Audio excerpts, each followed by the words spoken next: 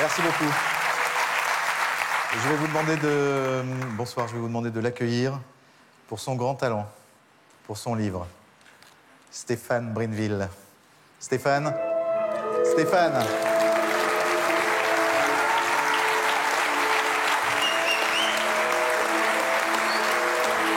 Viens, mon tout bon. Venez, mon tout bon.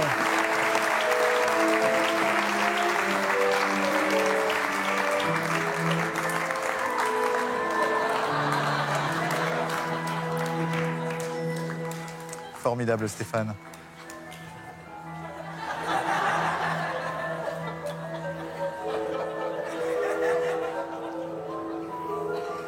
Stéphane Brinville. Bonsoir, Stéphane. Très honoré de participer à cette merveilleuse soirée. Non, moi je suis juste un figurant, moi. Ah bon? Excusez-moi. Ah voilà.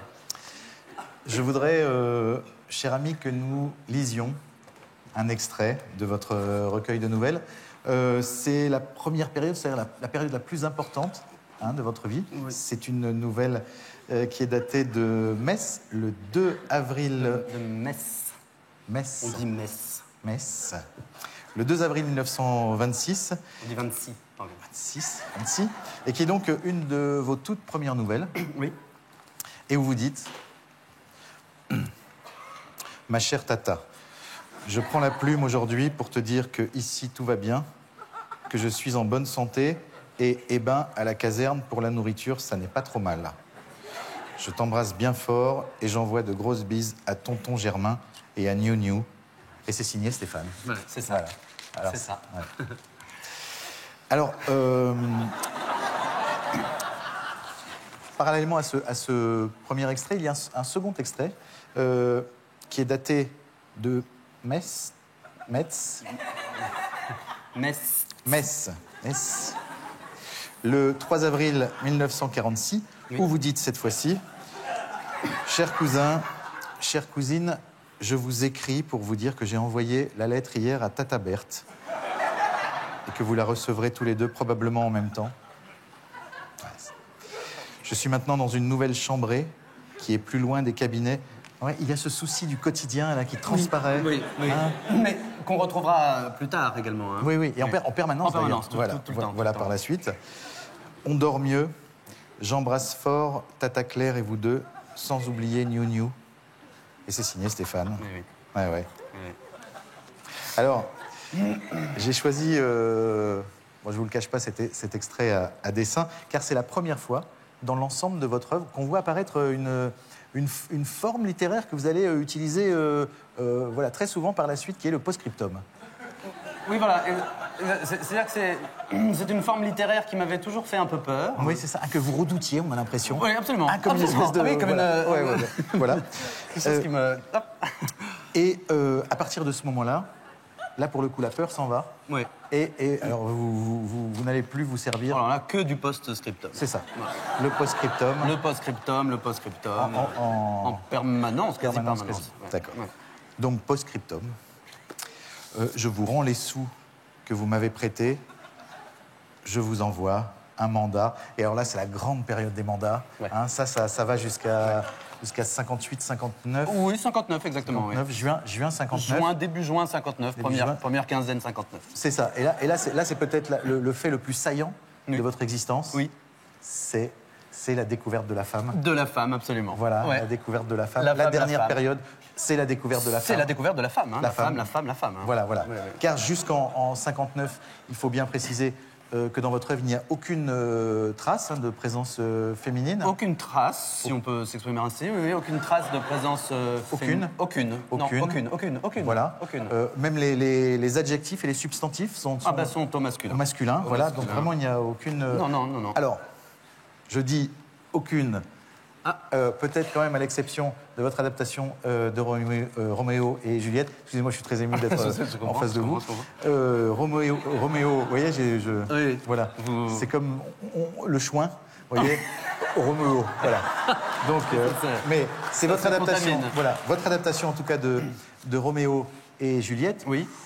où Juliette est quand même, pardonnez-moi, campée d'une manière, à mon avis, un petit peu quand même féminine, disons. Oui, alors, bon, évidemment, je vous pardonne, Oui. eu égard l'estime que j'ai pour vous, mais disons que Juliette est campée de manière plus féminine, mais c'est quand même pour faire rebondir toute la fin, n'est-ce pas? Oui. Où l'on s'aperçoit que Juliette n'est autre que le vieux Capulet déguisé, n'est-ce pas? Oui, c'est vrai, c'est vrai.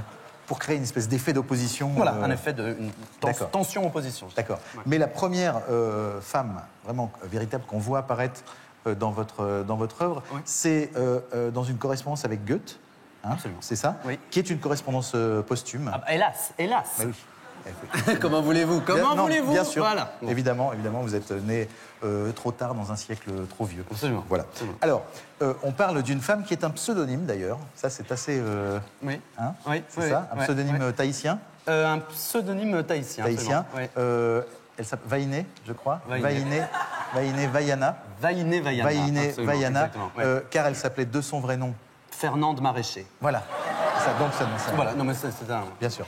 Alors, je voudrais, si vous voulez bien, pour couronner cet entretien, que vous nous lisiez vous-même une lettre, enfin un extrait de votre recueil. Voilà, c'est un extrait de ce recueil, le quatrain numéro 1, qui s'intitule « À ma petite fleur des Indes » et qui est, je crois, à mon avis, une des plus belles, pièces que vous ayez écrites pour moi. Ah bon, c'est-à-dire, c'est assez difficile d'en parler, mais enfin, je crois que c'est assez beau. Bon, je vais tâcher de vous le lire simplement, le plus simplement du monde, avec le cœur, Oui, en homme, autant que possible. en homme et en poète. Voulez-vous un fond sonore? Non. Un accompagnement à la bouche fermée, si vous voulez. Un quoi? Un accompagnement à la bouche fermée, je peux Oui, alors faire ça. alors d'accord. Non, alors non. Vainé Vaiana. Vainé Vaiana, tu es toute ma vie. Tu es mon univers et tu es tout mon bien. Cochon, oh le cochon. Pardon?